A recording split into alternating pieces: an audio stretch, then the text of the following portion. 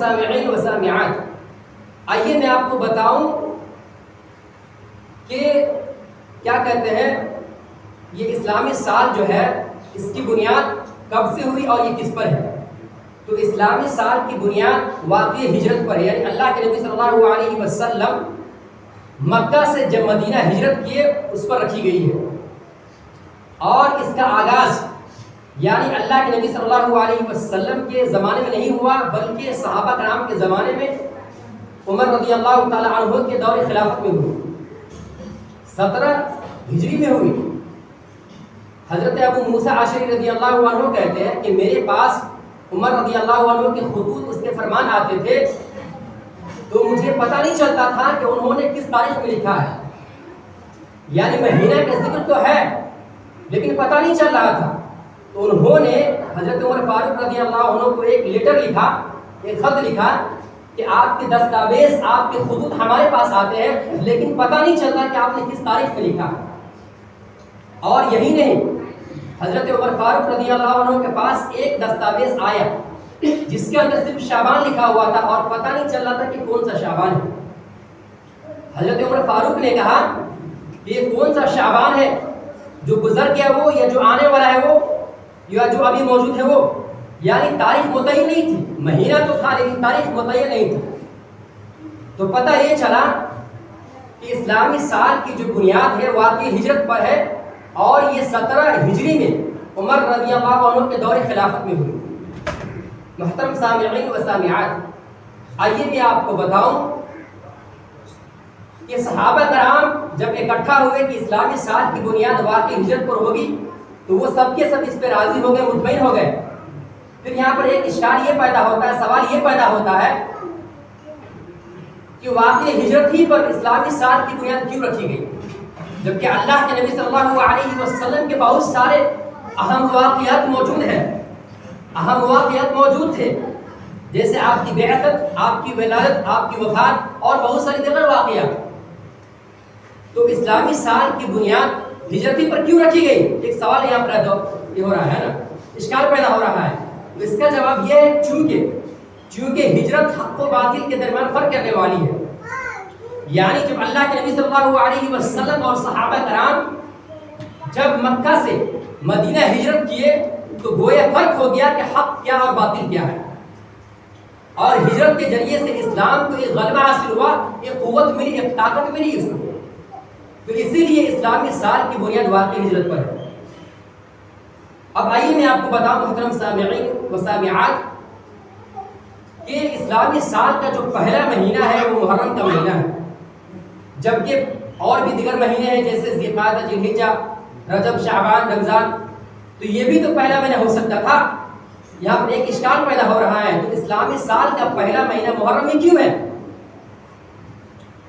محترم سامعین و سامعات، یہاں پر اشکال ہو رہا ہے، ایک سوال پیدا ہو رہا ہے آپ کے ذہن میں۔ تو اسلامی سال کا پہلا مہینہ اس لیے محرم قرار دیا گیا چونکہ اللہ کے نبی صلی اللہ علیہ وسلم ہجرت ربیع الاول کے مہینہ میں کی، لیکن آپ صلی اللہ علیہ وسلم کی نیت تھی کہ ہم لوگ یعنی ذی الحجہ کے آخر میں ہجرت کریں، لیکن اللہ تبارک و تعالیٰ کی طرف سے آپ کو پرمیشن نہیں ملی، آپ صلی اللہ علیہ وسلم کو اجازت نہیں ملی، جس کی وجہ سے اللہ کے نبی صلی اللہ علیہ وسلم ربیع اول کے مہینہ میں ہجرت کیے۔ تو پتہ یہ چلا کہ اللہ کے نبی صلی اللہ علیہ وسلم کی نیت کیا تھی کہ ذی الحجہ کے آخر میں کریں گے، اور ذی الحجہ کے بعد جو مہینہ آ رہا تھا وہ محرم کا مہینہ تھا، تو آپ صلی اللہ علیہ وسلم کی نیت کا اعتبار کرتے ہوئے اسلامی سال کا پہلا مہینہ محرم کا مہینہ دیا گیا۔ محترم سامعین و سامعات، اب آئیے میں آپ کو بتاؤں کہ ہم اور آپ اس مہینہ کے اندر روزہ رکھتے ہیں، یعنی 10 محرم کو یوم عاشورہ کا ہم اور آپ روزہ رکھتے تھے، اس کی کیا فضیلت ہے؟ اللہ کے نبی صلی اللہ علیہ وسلم نے ہمیں اس کا حکم دیا ہے یا نہیں دیا ہے؟ آئیے اس کو ہم دیکھتے ہیں حدیث کے اندر۔ بخاری کی حدیث ہے، حضرت عائشہ رضی اللہ عنہ فرماتی ہے کہ اللہ کے نبی صلی اللہ علیہ وسلم نے فرمایا کہ زمانہ جاہلیت کے اندر قریش کے لوگ عاشورہ کا روزہ رکھا کرتے تھے، یعنی 10 محرم کو روزہ رکھا کرتے تھے، اور اللہ کے نبی صلی اللہ علیہ وسلم بھی رکھتے تھے، اور پھر اللہ کے نبی صلی اللہ علیہ وسلم نے صحابہ کرام کو بھی حکم دیا. لیکن جب رمضان کا روزہ فرض کر دیا گیا تو اللہ کے نبی صلی اللہ علیہ وسلم نے اختیار دے دیا کہ جس کا دل چاہے وہ رکھے اور جس کا دل چاہے نہ رکھے. یعنی جس کا دل چاہے عاشورہ کا روزہ رکھے اور جس کا دل چاہے عاشورہ کا روزہ نہ رکھے. اللہ کے نبی صلی اللہ علیہ وسلم نے یہ حکم کب دیا؟ جب رمضان کا روزہ فرض ہو گیا. تو اس کے بعد عبداللہ بن عباس رضی اللہ عنہ یہ بیان کرتے ہیں، یہی بخاری کی حدیث ہے کہ اللہ کے نبی صلی اللہ علیہ وسلم نے فرمایا کہ جب اللہ کے نبی صلی اللہ علیہ وسلم صحابہ کرام مکہ مکرمہ سے جب مدینہ ہجرت کر کے آئے تو آپ صلی اللہ علیہ وسلم نے وہاں پر یہودیوں کو عاشورہ کا روزہ رکھتے ہوئے پایا، یعنی 10 محرم کو روزہ رکھتے ہوئے پایا. تو اللہ کے نبی صلی اللہ علیہ وسلم نے ان لوگوں سے پوچھا، چونکہ اللہ کے نبی صلی اللہ علیہ وسلم جب ہجرت کیے تو ہجرت کرنے سے پہلے مدینہ منورہ کے اندر یہودی وہاں بستے تھے، یہودی وہاں رہتے تھے، جیسے بنو قریظہ ہو گیا اور بھی یعنی بہت سارے قبیلے رہتے تھے وہاں پر. تو اللہ کے نبی صلی اللہ علیہ وسلم نے دیکھا کہ یہودی وہاں روزہ رکھ رہے ہیں 10 محرم کو، یوم عاشورہ کے دن. تو آپ صلی اللہ علیہ وسلم نے ان لوگوں سے پوچھا کہ تم لوگ روزہ کیوں رکھتے ہو، کیا وجہ ہے، what's the reason؟ تو اس کے بعد ان لوگوں نے کہا چونکہ ہم روزہ اس لیے رکھتے ہیں چونکہ آج ہی کے دن یعنی یوم عاشورہ کے دن 10 محرم کے دن اللہ تبارک و تعالیٰ نے موسیٰ علیہ السلام کو اور ان کے قوم کے لوگوں کو فرعون سے نجات پایا، جس کے بطور شکرانہ، جس کی خوشی میں بطور شکرانہ ہم روزہ رکھا کرتے ہیں. تو اللہ کے نبی صلی اللہ علیہ وسلم نے کہا تب تو ہم تم سے زیادہ مستحق ہے کہ ہم روزہ رکھیں، چونکہ ہم لوگ موسیٰ علیہ السلام سے زیادہ قریب ہیں. تو محترم سامعین و سامعات، آپ سمجھ گئے ہوں گے کہ ہم اور آپ عاشورہ کے دن روزہ کیوں رکھتے ہیں. چونکہ اس دن اللہ سبحانہ و تعالیٰ نے موسیٰ علیہ السلام اور ان کے قوم کے لوگوں کو فرعون اور ان کے لشکروں سے نجات دلایا، جس کی خوشی میں بطور شکرانہ روزہ رکھا کرتے تھے. تو یہ وجہ ہے. اور اس کے بعد یہی نہیں، آئیے میں آپ کو بتاؤں کہ یہودی کی مخالفت کرنے کا ہمیں حکم دیا گیا، یعنی ہم روزہ تو رکھیں لیکن یہودی کی مخالفت کریں. بہت سارے حدیث ہیں. اللہ کے نبی صلی اللہ علیہ وسلم نے فرمایا کہ صوموا التاسع والعاشر وخالفوا اليهود، کہ اے لوگوں 9 محرم کو بھی روزہ رکھو اور یہودی کی مخالفت کرو، 9 اور 10 محرم کو بھی روزہ رکھو اور یہودی کی مخالفت کرو. اور یہی نہیں، آئیے میں آپ کو بتاؤں کہ اگر ہم اور آپ روزہ رکھیں گے عاشورہ کا دن یعنی 10 محرم کو روزہ رکھیں گے تو اس کی کیا اہمیت ہے، اس کی کیا فضیلت ہے. تو حضرت ابو ہریرہ کی حدیث ہے، یہ مسلم کی حدیث ہے، وہ کہتے ہیں کہ اللہ کے نبی صلی اللہ علیہ وسلم نے کہا کہ افضل الصیام بعد رمضان شهر اللہ المحرم، یعنی رمضان کے روزے کے بعد سب سے جو افضل روزہ ہے وہ محرم کے مہینہ کا روزہ یعنی 10 محرم کو رکھنا ہے. یہ سب سے زیادہ اس کی اہمیت ہے، سب سے زیادہ اس کی فضیلت ہے. کس کے بعد؟ رمضان کے روزہ کے بعد. اور یہی نہیں بلکہ حضرت ابو قتادہ، یہ بھی مسلم کی حدیث سے وہ کہتے ہیں کہ اللہ کے نبی صلی اللہ علیہ وسلم نے کہا یکفر السنۃ الماضیہ، یعنی جو شخص، جو فرد، جو انسان، جو مسلمان اگر عاشورہ کے دن کا روزہ رکھتا ہے، 10 محرم کو روزہ رکھتا ہے تو اس کے 1 سال کے گناہ معاف کر دیے جائیں گے. محترم سامعین و سامعات، کتنی بڑی خوشی کی بات ہے. اگر ہم نے ایک دن روزہ رکھا تو ہمارے 1 سال کے پچھلے گناہ معاف ہو جائیں گے.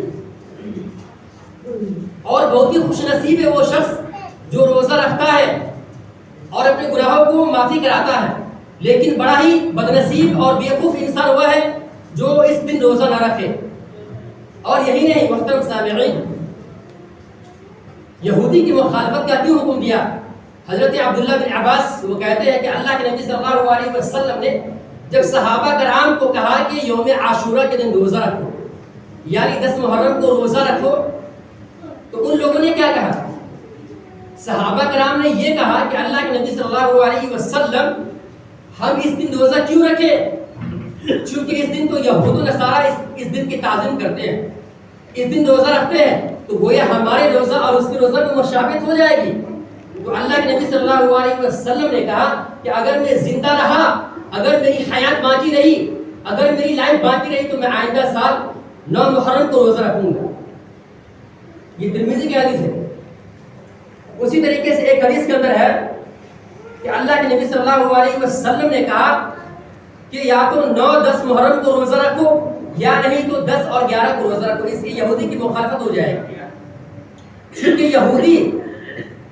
چونکہ یہودی مطلب صرف 10 محرم کو روزہ رکھتے ہیں، اور اللہ کے نبی صلی اللہ علیہ وسلم نے ہمیں حکم دیا ہے صوموا التاسع والعاشر وخالفوا اليهود، کہ ہم اور آپ 9 یا 10 محرم کو روزہ رکھیں اور یہودی کی مخالفت کریں.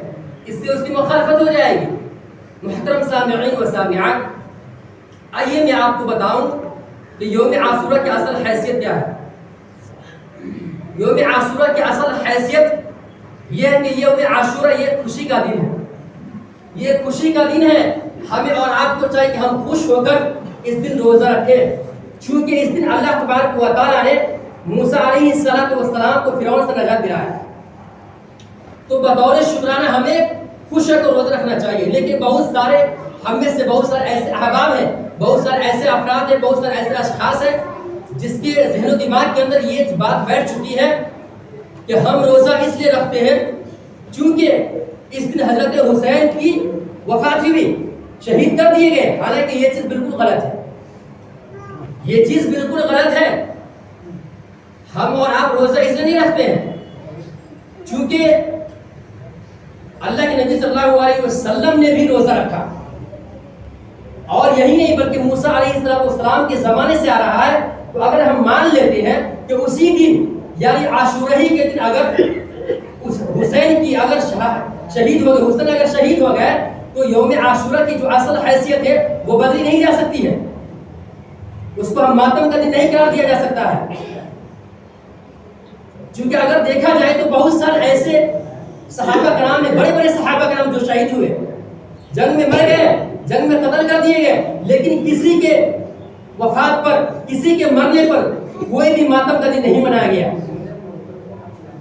محترم سامعین و سامعات، یہی نہیں میں آپ کو بتاؤں حضرت جعفر رضی اللہ عنہ جب شہید ہو گئے تو ان کے گھروں سے عورتوں کی آواز چیخ چیخ کر آ رہی تھی، عورتیں چلا رہی تھی، نوحہ کر رہی تھی.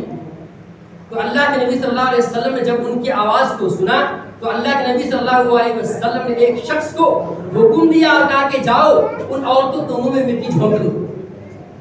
تو اس سے یہ پتا چلا کہ کوئی بھی شخص ہو اس کے مرنے کا ماتم کا دن نہیں منایا جائے گا. چونکہ اگر ایسا ہوتا تو بڑے بڑے صحابہ کرام شہید ہو گئے اور کسی کے بھی مرنے پر ماتم کا دن نہیں منایا گیا. محترم سامعین و سامعات،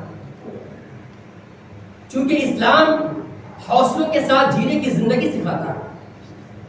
ہاں اگر کوئی شخص مرتا ہے تو اس کے لیے 3 دن ہے، اس سے زیادہ نہیں. لیکن اگر کوئی عورت، اس کا شوہر مر جائے تو اس کے لیے 4 ماہ 10 دن وہ ماتم کر سکتی ہے، غم منا سکتی ہے، اس کے بعد نہیں. کیونکہ اسلام ہمیں حوصلوں کے ساتھ جینے کا سبق سکھلاتا ہے.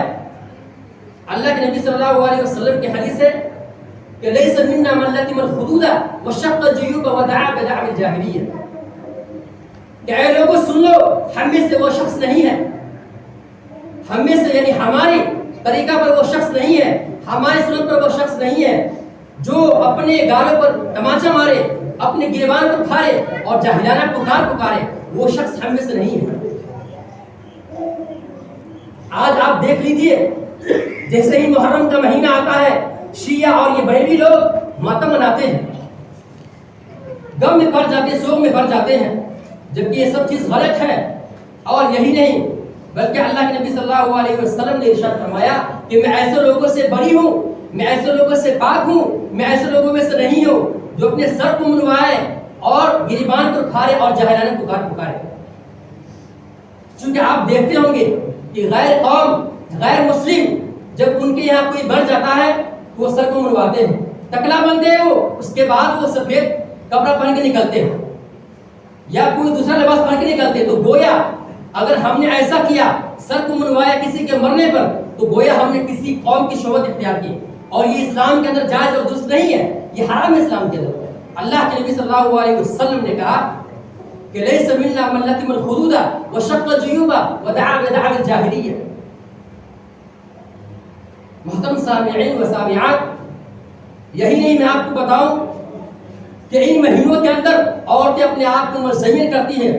باطل پرست لوگ جو بد عقیدہ ہے وہ لوگ، ان کی عورتیں اپنے آپ کو مزین کرتی ہیں، بنتی سنورتی ہے، اور مرد عورت دونوں ساتھ میں مزار پر جاتے ہیں، چادر چڑھاتے ہیں، اور بہت سارے ان کے نوجوان تعزیہ لے کر گلی کوچوں میں گھومتے پھرتے ہیں، ڈیزو بجاتے ہیں، اسپیکر بجاتے ہیں. یہ سب غلط ہے اسلام کے اندر، اس کا کہیں کوئی ثبوت نہیں ہے. محترم سامعین و سامعات،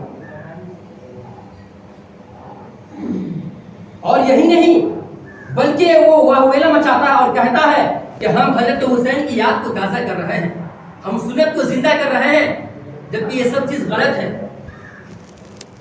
چونکہ یہ چیز اسلام کے اندر، اللہ کے نبی کے دین کے اندر ایک نئی چیز ہے، نئی ایجاد کردہ چیز ہے. ہمارے اسلام میں اس کا کہیں کوئی ثبوت نہیں ہے. چونکہ یہ لوگ ایسے ہیں کہ اپنے ہی ہاتھوں سے بنائے ہوئے لکڑی کا ڈھانچہ لے کر اس سے منتیں مانگتے ہیں، اس سے مرادیں مانگتے ہیں، اس سے حاجتیں مانگتے ہیں. جبکہ اگر کوئی غیر قوم، غیر مسلم اگر اپنے ہاتھوں سے بت کو بناتے ہیں، اس سے کوئی چیز مانگتا ہے، تو اس کو ہم کیا کہتے ہیں؟ مشرک کہتے ہیں. لیکن اگر یہ بریلوی لوگ، اگر یہ شیعہ لوگ یا بدعقیدہ لوگ اگر ایسا کرتے تو اس کو مسلم کہیں گے؟ نہیں، وہ بھی مشرک ہے، وہ بھی غلط ہے. کیونکہ جس طریقے سے ایک بت کے اوپر اگر مکھی بیٹھ جائے اس کو ہٹا نہیں سکتا ہے، اسی طریقے سے اگر لکڑی کا بنایا ہوا ڈھانچہ یعنی تازیہ اگر اس کے اوپر ایک مکھی بیٹھ جائے اس کو ہٹا نہیں سکتا ہے. دونوں سیم ہیں. تو گویا دونوں مشرک ہے، دونوں شرک کے اندر لت پت ہے، بل ان کا طریقہ الگ الگ ہے، بلکہ ان کا طریقہ الگ الگ ہے، ڈفرینٹ ہے ان کا طریقہ، لیکن دونوں مشرک ہیں. محترم سامعین و سامعات، اور یہی نہیں بلکہ قرآن کی ایک آیت ہے سورہ یوسف کے اندر، وَمَا يُؤْمِنُ أَكْثَرُهُم بِاللَّهِ إِلَّا وَهُمْ مُشْرِكُونَ، کہ ان میں کہ اکثر لوگ اللہ پر ایمان لانے کے باوجود بھی مشرک ہیں. یعنی بہت سارے لوگ اپنے آپ کو یہ دعویٰ کرتے ہیں کہ ہم مسلمان ہیں، ہم اللہ پر ایمان لانے والے ہیں، لیکن اس کے باوجود بھی وہ مشرک کہلاتے ہیں. ان کے اعمال شرکیہ اعمال ہیں، ان کے عقائد باطل عقائد ہیں، وہ غلط کام کرتے ہیں اور اپنے آپ کو مسلمان کہتے ہیں. محترم سامعین و سامعات، یہی نہیں، انڈیا کی جو پہلے صدر جمہوریہ تھا انہوں نے ایک مرتبہ یہ سوچا کہ اجمیر شریف جانے سے پہلے وہ یہ سمجھ رہا تھا کہ غیر مسلم مطلب ہندو اور مسلمان کے درمیان کافی ڈفرینٹ ہے، کافی فرق ہے. وہ پہلے یہ سمجھ رہا تھا، لیکن جب وہ اجمیر شریف گیا تو انہوں نے وہاں پر دیکھا تو وہ سمجھ گیا کہ دونوں سیم ہیں، دونوں میں کوئی فرق نہیں ہے.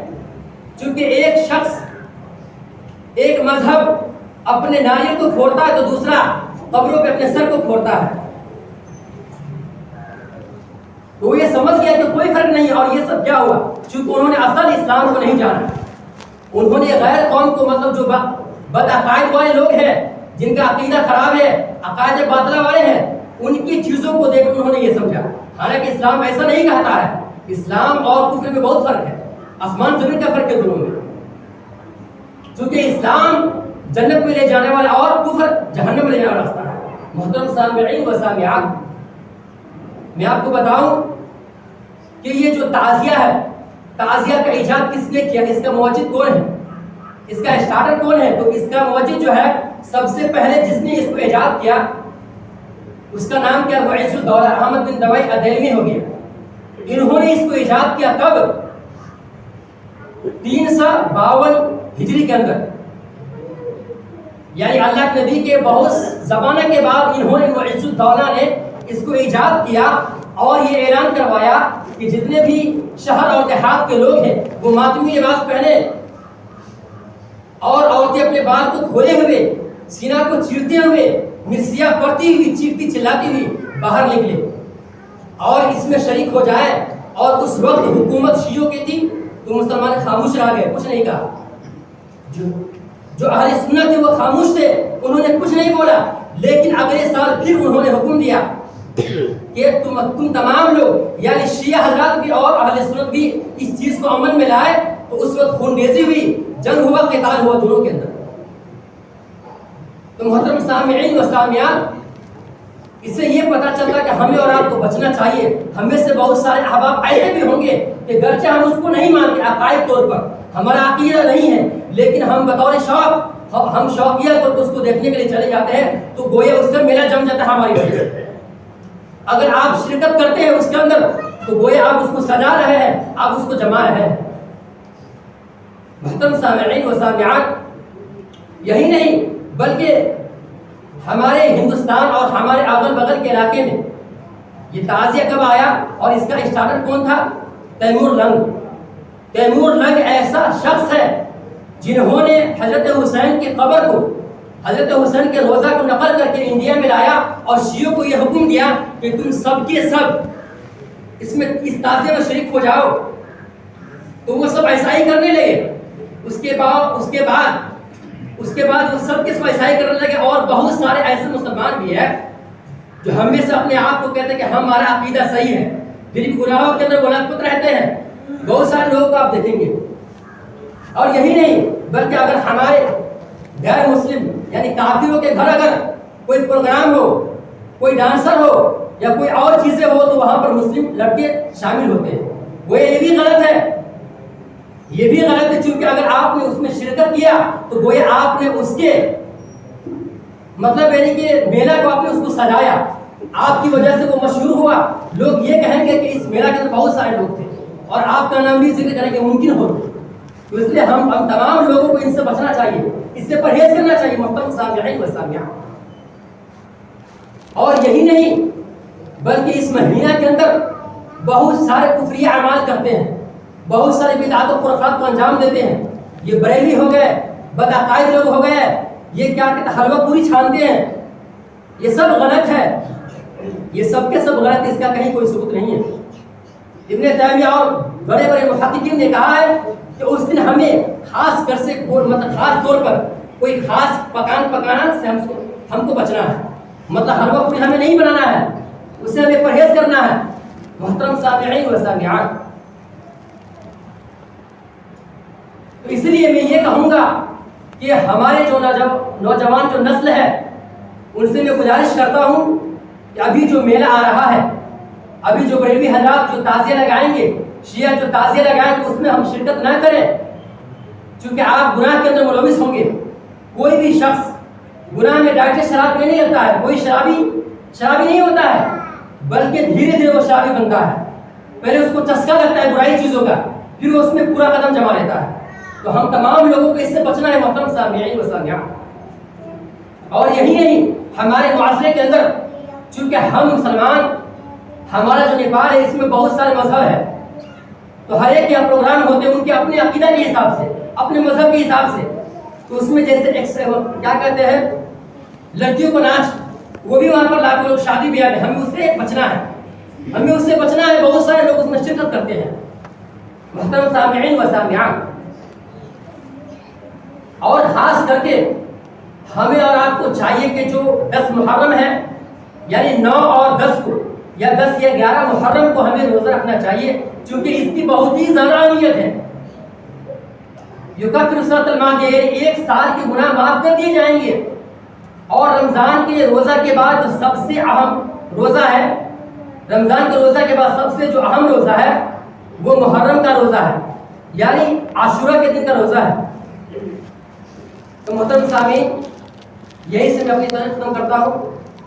آخر میں دعا کرتا ہوں کہ اللہ تبارک و تعالی ہم تمام لوگوں کو نیک اعمال کرنے کی توفیق دے، اور ہم تمام لوگوں کو جو برائی میں لطفت ہے اس سے دور کر، اور ہمیں جو مریض ہیں اس کو تو شفائے کاملہ عطا فرما، اور ہمیں جو مقروض ہے اس کی قرض کی ادائیگی فرما۔ واخر دعوانا الحمدللہ رب العالمین۔